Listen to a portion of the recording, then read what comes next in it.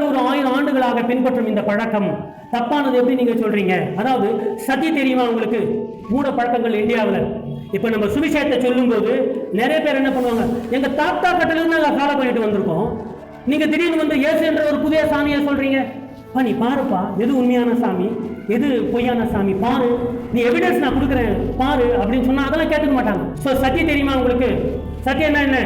உடன்கட்டை ஏறுதல். உடன்கட்டை ஏறுதல்னா புருஷன் மறிச்சிட்டாருன்னா அவரை பணத்துல போட்டு எரிச்சுக்கிட்டு இருப்பாங்க இல்லையா, அதுல மனைவியை விட போட்டு வருவது இந்தியாவில் பல ஆயிரம் ஆண்டுகளாக பின்பற்றிக் கொண்டிருந்தார்கள்.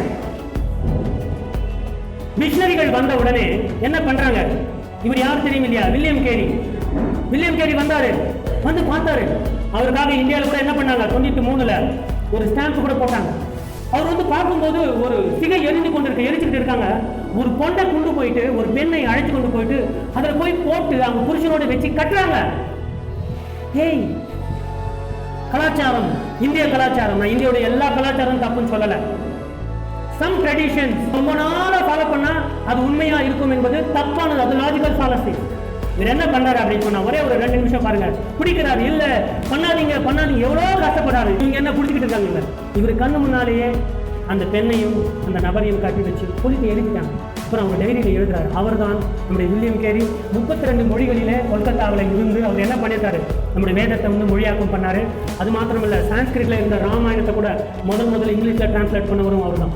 அவருடைய புக்கில் நான் படிச்சிருக்கிறேன். இஃப் எ ட்ரெடிஷன், ஒரு பழக்கத்தை 50 ஆண்டுகள் 100 ஆண்டுகள் பல ஆயிரம் ஆண்டுகள் பின்பற்றி கொண்டிருந்தால் அது உண்மையாக இருக்கும் என்று நம்ப வேண்டிய அவசியம் இல்லை.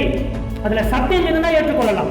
இந்தியாவில் நிறைய கலாச்சாரங்கள் கல்ச்சர் நிறைய பழக்கங்கள் இருக்கு, அதுல சத்தியம் இருக்கு, அதை நம்ம ஏற்றுக்கொள்கிறோம். நல்ல பழக்கங்கள் இருக்கு.